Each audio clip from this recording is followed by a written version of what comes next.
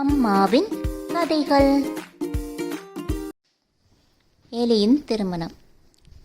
ஒரு அழகான நதிக்கரையில் ஒரு ஆசிரமம் இருந்தது. அந்த ஆசிரமத்தில் முனிவர் ஒருத்தர் வாழ்ந்துட்டு வந்தார்.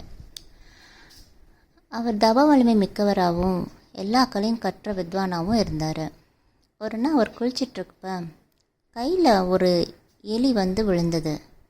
மேலே பார்த்தா ஒரு பறந்துட்டு இருந்தது. அந்த எலியை பார்க்கவே பாவமாக இருந்துச்சு. இன்றைக்கி இந்த பருந்துக்கு இரையாக வேண்டியது, தப்பிச்சிட்ட அப்படின்னு சொல்லிட்டு அதை தன்னோட ஆசிரமத்துக்கு எடுத்துகிட்டு வந்துட்டார். தன்னோட தவ வலிமையால் அந்த எலியை ஒரு சிறுமியாக மாற்றிட்டார். அந்த சிறுமி பார்க்கறதுக்கு ரொம்ப அழகாகவும் இருந்தாள். நாட்கள் போக போக சிறுமியை வளர்ந்து பெரியவளாயிட்டா. திருமண வயதும் வந்துருச்சு. முனிவர் அவளுக்கு கல்யாணம் பண்ணி வைக்கணும்னு நினைக்கிறாரு. அதுக்கு சூரியனை மாப்பிள்ளையாக கேட்குறாரு. சூரியனும் மகளை கல்யாணம் பண்ண ஒத்துக்குச்சு. ஆனால் முனிவரோட மகளோ எனக்கு வேண்டாம், சூரியன் ரொம்ப கோபக்காரரு அப்படின்னு சொல்லிடுது. திரும்ப முனிவர் சூரியன்கிட்ட போய், சூரியனே உன்னை விட பலசாலி யாருன்னு கேட்குறாரு. அதுக்கு சூரியன் சொல்லுது, என்னை விட பலசாலி மேகந்தான். ஏன்னா அது எப்பயுமே என்னை வந்து மூடிடும், அதுக்கு அவ்வளோ பெரிய சக்தி இருக்குது அப்படின்னு சொல்கிறாரு. சரின்னு சொல்லிட்டு முனிவர் மேகத்திட்ட போகிறாரு. மேகமும் கல்யாணமும் ஒத்துக்குச்சு. ஆனால் அதே போல் ஒத்துக்கலை. இல்லை, மேகம் வேண்டாம், அது குளிர்ச்சியானது, அது கருப்பாக இருக்குது அப்படின்னு சொல்லி நிராகரித்துறான். திரும்ப மேகத்திட்ட போய், மேகமே உன்னை விட பலசாலி யாருன்னு கேட்குறாரு. அதுக்கு என்னை விட பலசாலி காற்று தான்.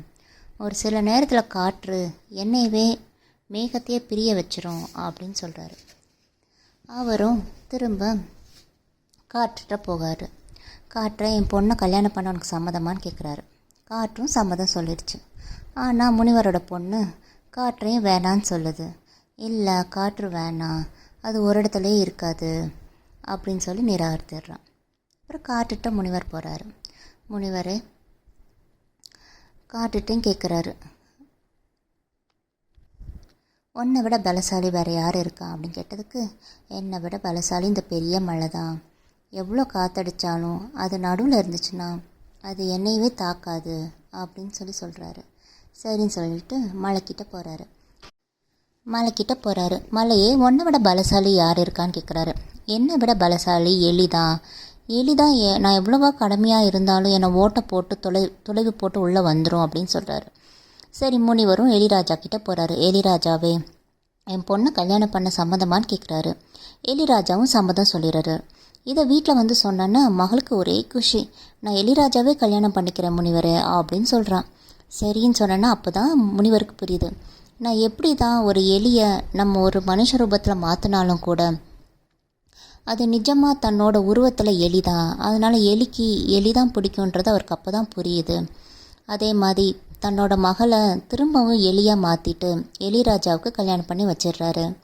இது வந்து நம்மளுக்கு என்ன தெரியுதுன்னா, முனிவர் எத்தனையோ மாப்பிள்ளையை காமிச்சாலும் தன்னோட சுயரூபமானது எலி தான். எலிக்கு எலியை தான் பிடிக்குது. அதுபோல் உலகத்தில் நம்மளுக்கு எவ்வளவோ ஆப்ஷன்ஸ் இருக்குது.